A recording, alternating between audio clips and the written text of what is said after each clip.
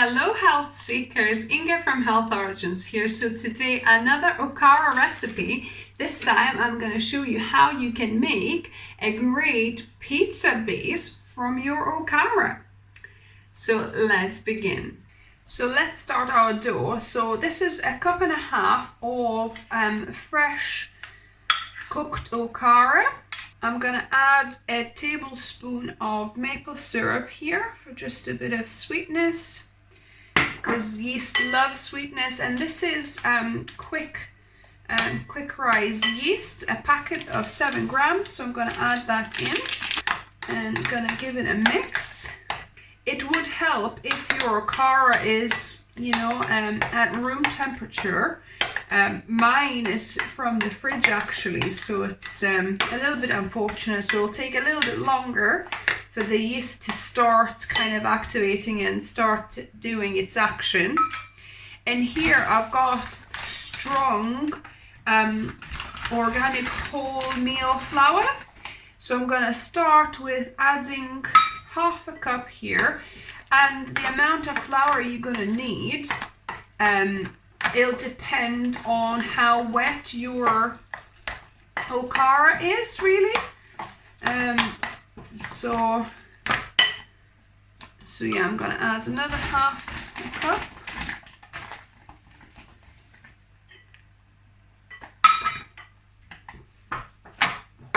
You want it quite soft. You don't want it too stiff at this point yet, because we want to get some of this rise from the yeast when it starts activating and eating the sugars. So yeah, so I think we'll go with 1 cup for now, and then after the initial rise, which we'll probably leave it for about, I would say, an hour and a half. We'll see when it starts kind of rising a little bit. So I've got a damp kitchen towel here. I'm going to cover this, and I'm going to leave at room temperature for about an hour and a half. It's been about an hour, and there's a little bubbles forming, starting to form there, if you can have a look. So we're going to continue on with this. I'm going to add about maybe 1/4 cup of flour, and I'm going to work it with my hand, see if it's solid enough to kind of roll out. I don't want it to make it too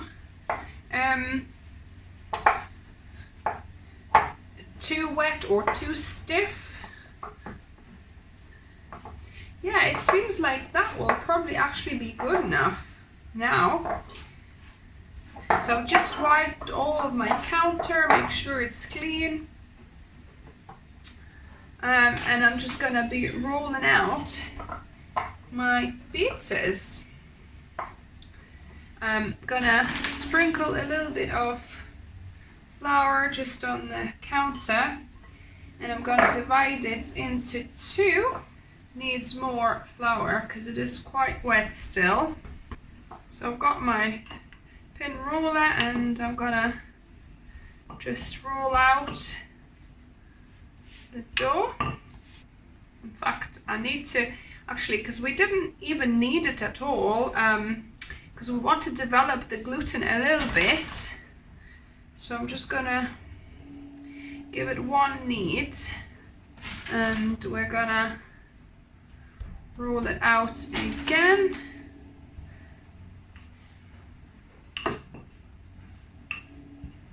So this pizza shape is not perfect by any means, but I don't really care about it being perfect. And I'm not going to roll it too thin because it tears otherwise.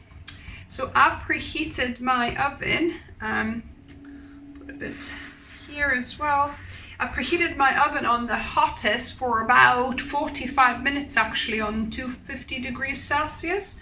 So this is ready to be put on the stone to bake it. unfortunately, as you can see, my stone has broken in, in half, not half, but, a bit broke off. So yeah, so I've added this to the stone now. The stone is sizzling hot, the oven is sizzling hot, so I'm gonna bake this dough for, we'll see, maybe it's about 15 minutes on the hottest setting. Now look at this one. Wow, there's some really deep pockets in that one. So the next one goes into the oven as well. Now we're gonna put toppings on. So here I've got kind of tomato barbecue sauce that I made. There's a recipe on my channel, I'll link below and above, where you can learn how to make amazing barbecue sauce. And then I've got the simplest and the most amazing topping, which is just onions and carrots fried and with a bit of ketchup. So that used to be our topping as kids. Me and my sister, we used to make, pizza like that, or put it in pasta. So cheap and, easily made topping, and really, really yummy. I'm gonna put it on a pizza tin on a parchment paper here. And pizza wouldn't be a pizza if we didn't have cheese on it. So this is some of my sunflower seed cheese that I made. I'll link above and down below how you can make it yourself. So it's quite soft, but this is perfect for pizza because we want that kind of melted look. So it's like spreadable cheese, but it'll harden a little bit when we're gonna bake it. See how nice and stretchy that is. I like quite a bit of cheese on my pizza. So yeah, so this is ready to go into the oven for about 5-7 minutes. So that's the complete pizza. It's looking good. Need to slice this up and taste test it. So let's see how well it slices. So we'll go like that. It's actually not bad. So there we go. There's our slice, and it's quite nice and thin.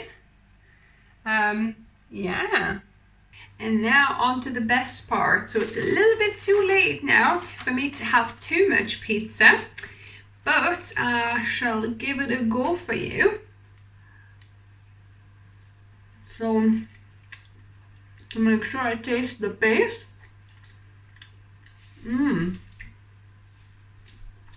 Yeah, really good, guys. I'm gonna try just the base itself. Yeah, it's,